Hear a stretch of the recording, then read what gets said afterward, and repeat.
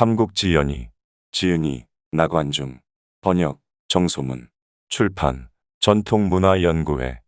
그 8번째 이야기, 미녀초선.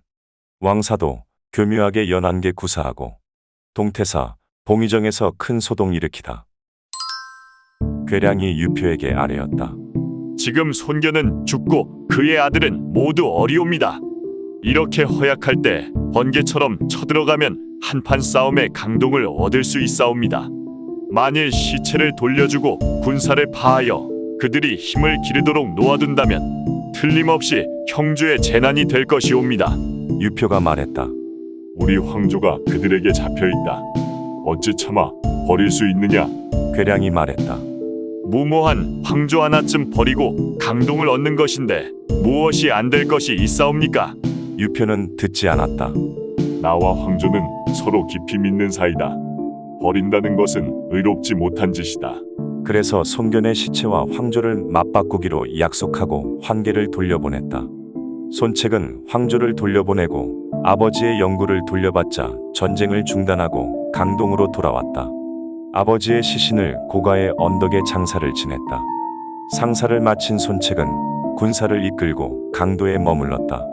널리 유능한 선비를 초빙해 들이고 몸을 굽혀 상대를 대하니 사방의 호걸들이 점점 많이 모여들었다. 한편 장안에 있던 동탁은 손견이 죽었다는 소식을 듣고 말했다. 내 이제 한시름 덜었다. 그리고 손견의 아들 나이를 물었다. 어떤 사람이 대답했다. 17살이옵니다. 동탁은 그래서 마음에 두지도 않았다. 이로부터 동탁은 더욱 교만하고 방자해져서 스스로 자기를 주나라 태공망처럼 상보라 부르게 하고 출입할 때는 천자와 똑같은 의장을 갖추게 하였다. 아우 동민을 좌장군 아쿠에 봉하고 조카 동왕을 시중으로 삼아 금군을 통솔하게 했으며 동시 일족은 노인이나 애들을 막론하고 모두 열으로 봉하였다. 장안성에서 250리 떨어진 곳에 미우라는 성을 건설했는데 25만여 명의 백성을 부역에 동원하여 쌓은 성곽은 높이나 두께가 장안성과 똑같았다. 성 안에는 궁전과 창고를 짓고 20년은 좋게 먹을 양곡을 재었으며 민간인 가운데서 잘생긴 소년과 소녀 800명을 뽑아다가 그곳에서 살게 했고 금과 옥, 채단과 진주 등을 산처럼 쌓아두니 그 수는 헤아릴 수도 없었다. 동탁은 가족과 함께 이곳에서 살면서 보름에 한 번, 혹은 한 달에 한 번 꼴로 장안을 다녀왔는데 그때마다 조정의 공경들이 모두 횡문 밖까지 나와 마중하고 또는 배웅했다. 동탁은 그때마다 길가에 장막을 치고 공경들과 함께 술을 마셨다. 그날도 동탁이 장안성 횡문 밖으로 나서자 온갖 벼슬아치들이 다투어 전송을 나왔다. 이에 따라 동탁은 술잔치를 벌였다. 때마침 북쪽 지방에서 항복한 군졸 수백 명이 호송되어 왔다. 동탁은 그 자리에서 즉시 어떤 사람은 팔 다리를 자르라 하고 어떤 사람은 누나를 후벼내라 하고 또 어떤 사람은 혀를 잘라내라 하고 또 어떤 사람은 가마솥에 삶아 죽이라고 명했다. 비명소리와 통곡소리가 하늘을 찔렀다. 온갖 벼슬아치는 벌벌 떨며 젓가락을 잡고 놓쳤다. 동탁은 아무렇지 않은 듯 태연히 먹고 마시며 껄껄댔다. 또 하루는 동탁이 조정의 성대로 백관을 불러 모아 두 줄로 늘어앉히고 큰 잔치를 베풀었는데 술잔이 몇 차례 돌 무렵 여포가 들어와서 동탁의 귀에 대고 몇 마디 했다. 동탁은 웃으며 말했다. 그런 줄도 몰랐구나. 즉각 여포에게 좌중에 있던 사공장원을 끌어내라고 명했다. 백관은 얼굴이 새하얘졌다. 얼마 안 있어 시종이 붉은 쟁반에 장원의 머리를 받쳐들고 들어와 동탁에게 바쳤다. 백관은 놀라 정신이 모두 나갔다. 동탁은 웃으면서 말했다. 공들은 놀랄 것 없소이다. 장원은 원술과 결탁하여 나를 죽이려 했소. 원술이 장원에게 보낸 편지가 내 아들 봉선에게로 잘못 전달되어 사실을 알고 죽였을 뿐 공들과는 아무런 상관이 없으니 놀라거나 무서워할 것 없소. 묵관원들은 예예하며 흩어졌다. 사도 왕윤도 집으로 돌아왔다. 오늘 낮 술자리에서 있었던 일을 이모저모로 따져보았다. 앉으나 서나 불안했다. 지팡이를 짚고 밖으로 나왔다. 밤은 깊고 달은 밝았다. 후원으로 들어가 거닐다가 도미꽃시렁 옆에 멈추어 섰다. 하늘을 우러르니 자신도 모르게 눈물이 흘렀다. 갑자기 모란정 근처에서 누가 길게 한숨을 쉬며 한탄하는 소리가 들려왔다. 왕유는 가만히 다가가 엿보았다. 바로 자기 집에 있는 가기, 초선이었다. 그녀는 어려서 왕윤의 집으로 뽑혀 들어와 노래와 춤을 배웠는데 당시 나이가 16살이었다. 왕윤은 그녀를 친딸처럼 대했는데 얼굴도 예쁘고 기량도 뛰어났다. 왕윤은 초선의 한숨 소리를 익히 듣다가 앞으로 나가 꾸짖었다. 천한 것이 숨겨놓은 정인이라도 있더냐? 초선이 놀라 꿇어앉으며 말했다. 천첩에게 어찌 감히 숨겨놓은 정인이 있겠사옵니까? 숨겨놓은 정인도 없다면 무슨 일로 이 깊은 밤중에 긴 한숨만 쉬고 있느냐? 첩이 속마음을 사르면 들어주시겠사옵니까? 내 속에 있는 그대로 숨기지 말고 말해 보아라. 첩은 어르신의 은혜를 입어 커왔고 노래와 춤도 배웠사옵니다. 과분한 대접을 받는 것을 생각하면 첩의 몸이 부서져 가루가 되더라도 어찌 만분의 일이나마 갚을 수 있겠사옵니까? 요즘 어르신 안색에 그늘이 거치지 않는 것을 보면 나라에 큰일이 있는 것은 분명한 듯하오나 감히 여쭙지 못했사온데 오늘 저녁 또다시 좌불안석하시는 모습을 뵈니 너무나 안타까워 물러나 한숨을 쉬고 있었사옵니다. 어르신께서 지켜보고 계실 줄은 미처 몰랐사옵니다. 만일 첩을 써야 할 곳이 계시면 분부하여 주소서. 만번 죽는다 해도 사양하지 않겠사옵니다. 왕유는 들고 있던 지팡이로 땅을 치며 말했다.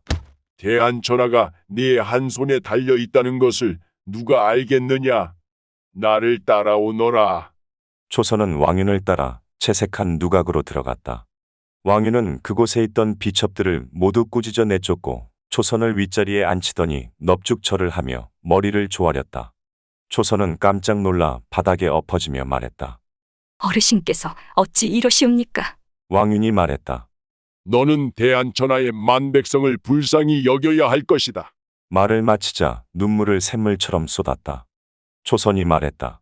조금 전 천첩이 이미 말씀드렸지만 쓰실 곳이 있어 분부가 계시오면 만번 죽는다 해도 사양치 않겠사옵니다.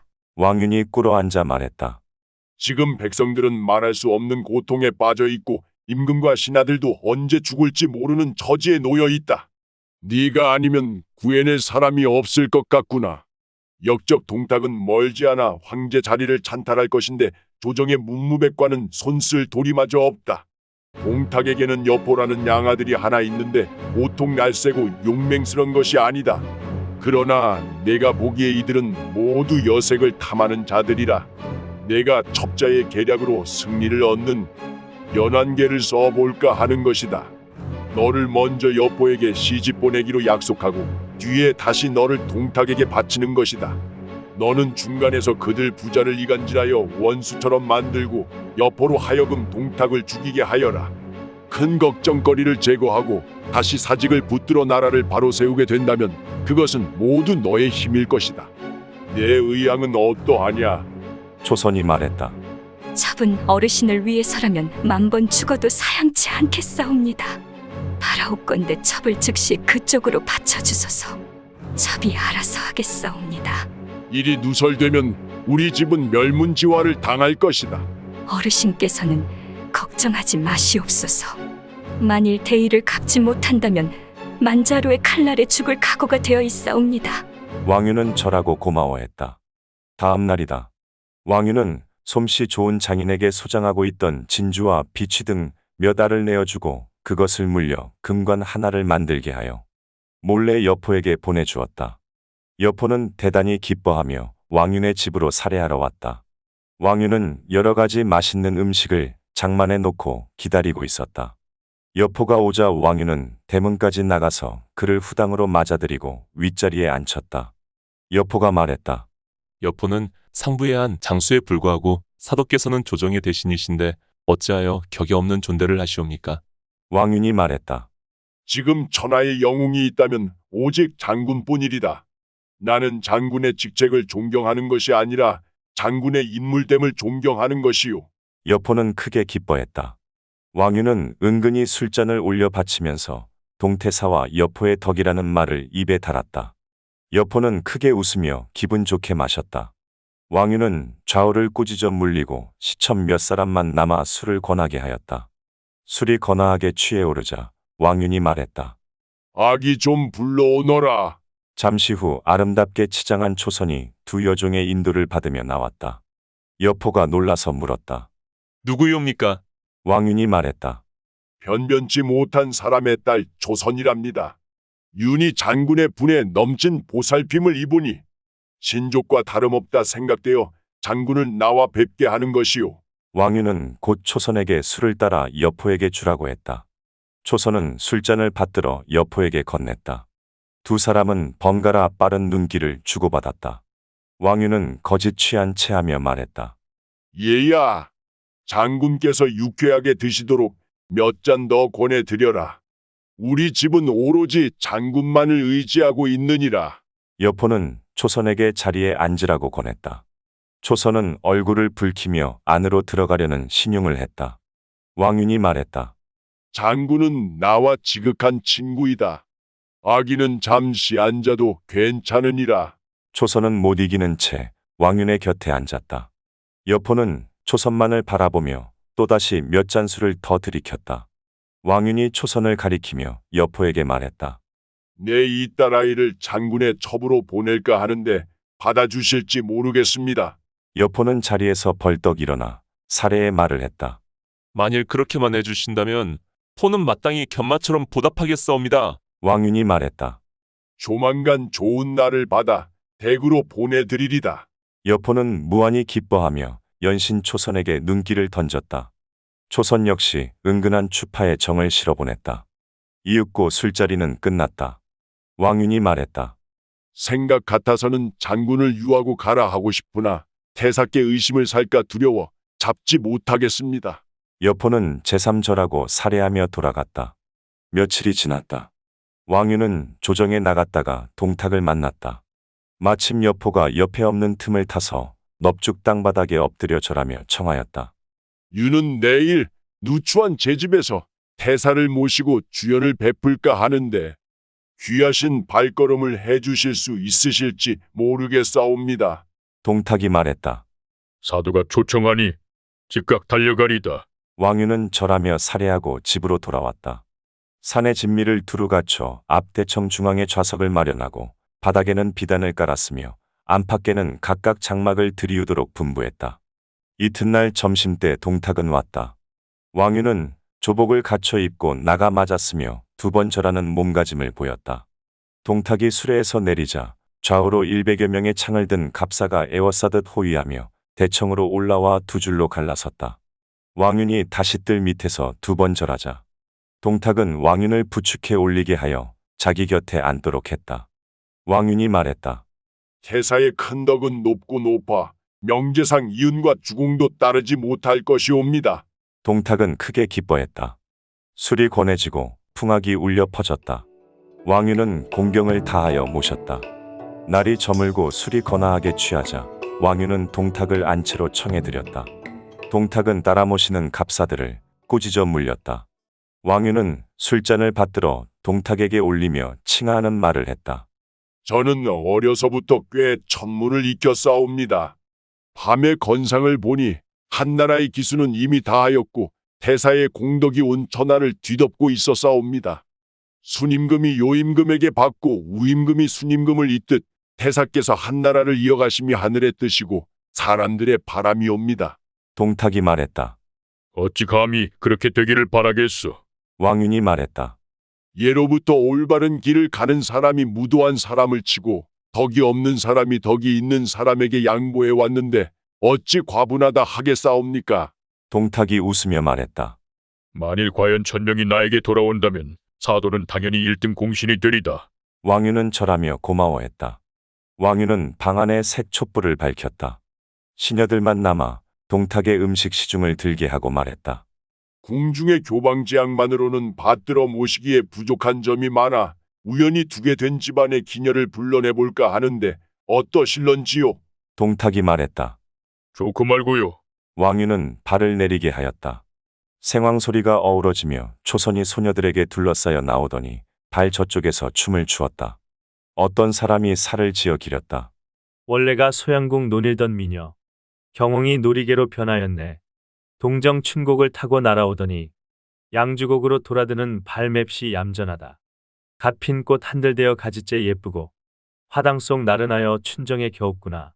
또 시를 지어 기렸다. 홍화 소리 재우쳐 나는 제비 더 바쁜데 한 조각 가던 구름 화당에 걸리었네. 눈썹을 찡그리니 한량들의 한이 되고 얼굴 모습 처음부터 옛님들 애끊었지. 은전으로 사지 못할 천금 같은 그 미소와 버들 같은 그 허리에 백보단장 왜 하였나. 춤 끝내고 발걷으며 힐끔힐끔 곁눈 주니 애간장 녹아나던 최양왕이 따로 없네. 춤을 마치자 동탁은 초선을 앞으로 나오라고 명했다. 초선은 발 속으로 들어와 깊이 머리를 숙여 2번 절했다.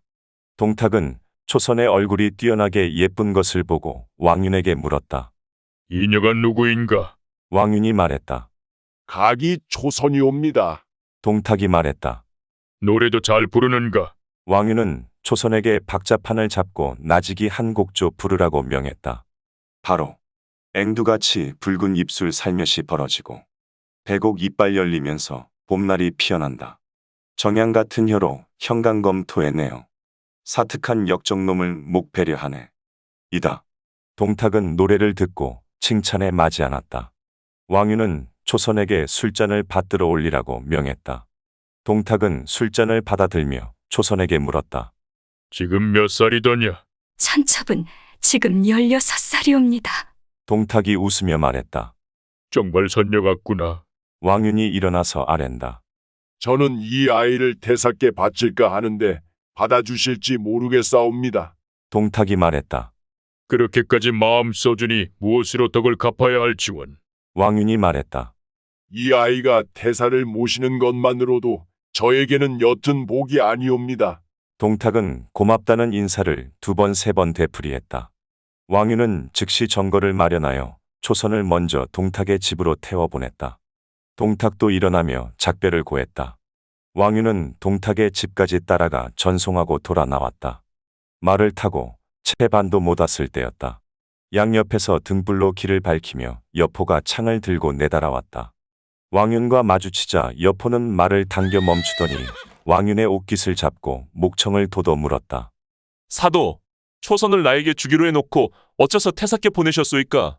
사람을 놀리시옵니까? 왕윤은 급히 말을 막으며 이곳은 얘기할 곳이 못되니 잠시 내 집으로 가십시다. 여포는 왕윤과 함께 왕윤의 집으로 왔다. 말에서 내린 2사람은 후당으로 들어갔다. 인사치레를 마치자 왕윤이 말했다. 장군은 왜 이 늙은이를 이상하게 여기시오? 여포가 말했다. 어떤 사람이 나에게 보고하기를 당신이 초선을 정거에 태워 상부로 들여보냈다는데 그것이 어찌된 까닭이오? 왕윤이 말했다. 장군은 아직 모르고 계셨구려. 어제 조정에서 태사께서 이 늙은이를 보시더니 내 한 가지 상의할 일이 있으니 내일 자네 집으로 감세하시기에 나는 맞을 준비를 끝내고 기다렸는데 술을 드시던 태사께서 내 들으니 자네에게 초선이라는 딸이 있어 내 아들 봉선에게 주기로 했다던데 내 자네 말이 미심쩍어 알아보러 왔으니 한번 불러내보게 하시었소. 이 늙은이는 감히 어기지 못하고 초선을 불러내어 아버님을 뵙도록 일렀는데 태사께서는 오늘이 길일이니 내 지금 이 아이를 데리고 가서 봉선에게 짝지어 주어야겠네 하시었소. 장군도 생각해보면 알겠지만 태사께서 직접 오셨는데 이 늙은이가 어찌 감이 안 된다고 할 수 있겠소. 여포가 말했다. 사도께서는 너무 나무라지 마소서. 제가 잠시 오해했사옵니다. 내일 다시 매차를 지고 와서 용서를 빌겠사옵니다. 왕윤이 말했다. 딸아이의 화장 도구도 아직 그대로 여기 있으니 딸애가 장군의 집으로 가면 바로 보내드리리다. 여포는 고맙다는 인사를 하고 돌아갔다. 다음 날이다. 여포는 부중에서 여러모로 동정을 살폈으나 아무런 소식이 없었다. 여포는 중당으로 들어가서 여러 시첩들에게 물어보았다. 시첩이 말했다. 지난밤 태사께서는 세 사람과 주무셨는데 아직 일어나지 않으셨사옵니다. 여포는 크게 노해 동탁의 침실 뒤로 숨어들어 방 안의 동정을 살폈다. 이때 초선은 이미 일어나 창가에서 머리를 빗다가 우연히 창문 밖 연못에 비친 그림자를 보게 되었다. 몰래 방을 엿보고 있는 상투관을 쓴 우람한 사내의 모습이었다. 바로 여포였다. 초선은 일부러 눈썹을 찡그리고 수심 가득한 표정을 지으면서 연방 손수건으로 눈물을 찍어내는 신용을 했다. 여포는 한동안 그러는 모습을 엿보고 있더니 후딱 밖으로 나갔다. 얼마 안 있어 여포는 다시 들어왔다. 동탁은 이미 일어나 중당에 앉아 있다가 여포가 오는 것을 보고 물었다. 밖에는 아무 일 없느냐? 아무 일 없사옵니다. 여포는 대답하며 동탁의 옆에 모시고 섰다. 동탁은 밥을 먹기 시작했다. 여포는 수발 저쪽을 곁눈질하며 훔쳐보았다. 한 여인이 왔다 갔다 하며 이쪽을 엿보더니 얼굴을 반쯤 내밀고 눈짓으로 정을 실어보냈다. 여포는 그것이 초선임을 알자 넋 빠진 사람처럼 멍하니 그쪽만 응시하고 있었다. 동탁은 여포의 이러한 거동을 보고 의심하고 시기하며 말했다. 봉선은 별일 없거든. 우선 물러가 있도록 해라. 여포는 불만에 가득 차 물러나왔다. 동탁은 초선을 얻은 뒤부터 여색에 빠져 달포가 넘도록 정사를 보러 나오지 않았다. 그러다가 병이 났다. 초선은 밤잠도 자지 않고 극진히 간호하여 동탁을 더욱 기쁘게 했다. 여포가 문 안을 들이러 들어왔다. 마침 동탁은 자고 있었다. 초선이 침상 뒤에서 몸을 반쯤 내밀고 여포를 바라보며 손가락으로 자신의 가슴을 가리키고 또 동탁을 가리키며 눈물을 펑펑 쏟았다. 여포의 마음은 바스라지는 것 같았다. 동탁은 어렴풋이 눈을 뜨다가 여포가 뚫어지게 침상 뒤쪽을 바라보는 것을 보고 정신이 번쩍 들어 돌아보았다. 초선이 침상 뒤에 서 있었다. 동탁은 크게 노해 여포에게 호통을 쳤다. 내 감히 나의 애인을 희롱하느냐? 좌우를 불러 쫓아내게 하고 다시는 당으로 들어오지 못하게 했다. 여포는 잔뜩 화가 나서 원망하며 돌아갔다. 길에서 이유를 만나자 쫓겨나게 된 까닭을 얘기했다. 이유가 급히 동탁에게로 와서 아뢰었다. 대사께서는 전하를 얻으려 하시면서 어찌 작은 허물로 오늘을 꾸짖으시옵니까? 혹시 그가 마음이라도 변한다면 대사는 끝이옵니다. 그러니 어쩌면 좋겠느냐? 내일 아침 불러들여 금이나 포목을 하사하시고 좋은 말로 위로하시면 아무 일 없을 것이옵니다. 다음날 동탁은 이유의 말대로 사람을 시켜 여포를 당으로 불러들여 위로하며 말했다. 내 어제는 병으로 심신이 몽롱한 중에 실언을 하여 내 마음을 상하게 하였다. 너는 마음에 접어두지 말라. 그리고 황금 10근과 비단 20피를 내려주었다. 여포는 살해하고 돌아갔다. 그러나 몸은 전처럼 동탁의 좌우에 있었지만 마음은 모두 초선에게 가 있었다. 동탁은 병이 낫자 정사를 돌보기 위해 조정으로 들어갔다. 여포는 창을 들고 따라 모셨다. 동탁이 헌재와 이야기를 나누자 여포는 그 틈을 타 창을 든 채 국문을 빠져나와 곧장 상부를 향해 말을 달렸다. 집 앞에 말을 메어두고 창을 들고 후당으로 들어가 초선을 찾았다. 초선이 말했다. 후원 봉의정 옆으로 가서 기다리소서. 여포는 창을 들고 곧장 후원으로 들어가 봉의정 및 구부러진 난간 곁에 서서 기다렸다. 한참 뒤에야 초선은 꽃 사이를 뚫고 수양버들 가지를 가르며 걸어왔다. 과연 월궁에 항하였다. 초선은 울면서 여포에게 말했다. 저는 비록 왕사도의 친딸은 아니오나 친딸 같은 대접을 받으며 자랐사옵니다. 장군의 첩으로 주신다는 말을 듣고 첩은 평생의 소원을 이루었다 기뻐했는데 대사께서 어질지 못한 마음을 품으실 줄 누가 알았겠사옵니까? 첩을 데려다 음행하여 더럽히시니 당장 주고 한을 풀고 싶었으나 장군을 뵙고 작별이라도 해야겠다는 생각으로 참고 살아왔사옵니다. 오늘 이렇게 뵈었으니 첩의 소원은 다 풀었사옵니다. 이 몸은 이미 더럽혀져 다시 영웅을 삼킬 수 없으니 낭군님 앞에 죽었 첩의 뜻이나마 밝힐까 하옵니다. 말을 마치자 초선은 구부러진 난간으로 기어 올라가 연못 속으로 뛰어들려 했다. 여포가 황급히 초선을 끌어안고 울면서 달랜다. 나도 오래전부터 당신 마음을 알고 있었소만 서로 말마저 할 수 없는 것이 원망스러웠소. 초선이 여포를 떠밀며 말했다. 첩은 이 세상에선 낭군의 아내가 될 수 없으니 다음 세상에서나 만나기로 하소서. 내 이 세상에서 당신을 아내로 삼지 못한다면 영웅이 아니오. 첩은 하루가 1년 갔사오니 낭군께서는 어여삐 여겨 구해주소서. 여포가 말했다. 나는 지금 몰래 틈을 타 찾아왔어.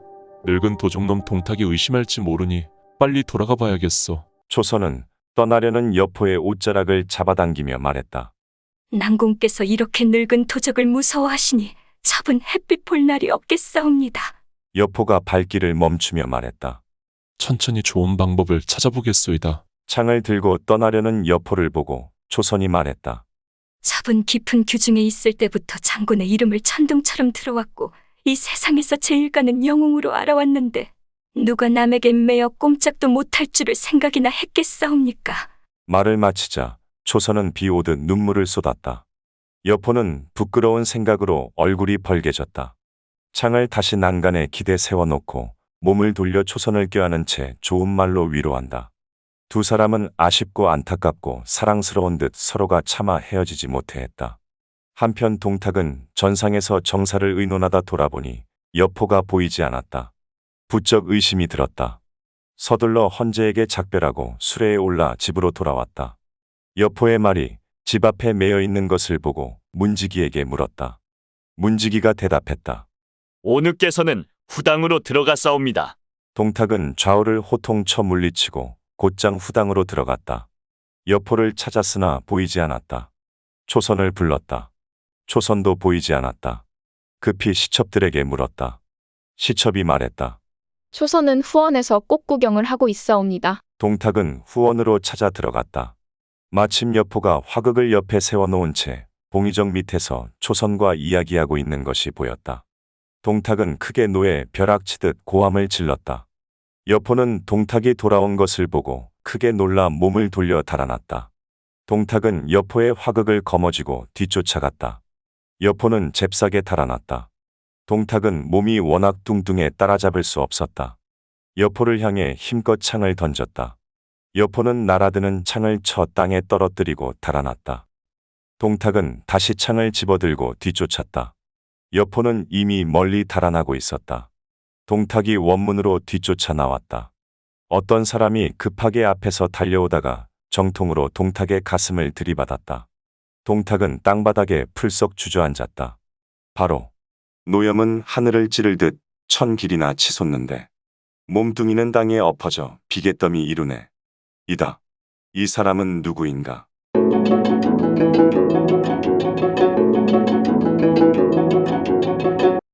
모시평야 18로 재우는 동탁을 죽이지 못했지만 조선은 혼자 동탁을 죽였고 유비 관우 장비 세 영웅은 여포를 이기지 못했지만 조선 한 여인은 여포를 이겼다.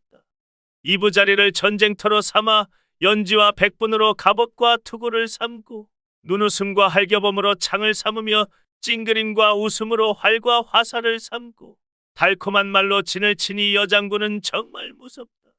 서시처럼 하기는 쉬워도 조선처럼 하기는 어렵다. 왜냐하면 서시는 오왕 한 사람만 속이면 되었지만 조선은 동탁을 속이면서 여포도 속여야 했기 때문에 두 개의 심장과 두 개의 얼굴을 만들어 쓰지 않으면 안 되었기 때문이다. 이것은 보통 어려운 일이 아니다. 그래서 나는 조선의 공은 역사에 기록할 만하다고 생각한다. 만일 동탁을 죽인 뒤 왕윤이 이곽의 난을 촉발시키지 않았다면 한나라 왕실은 그때부터 안정되었을 것이다. 어찌 여인이라 해서 기린각과 운대의 초상을 거는 영광과 명예를 조선에게 주지 않았겠는가?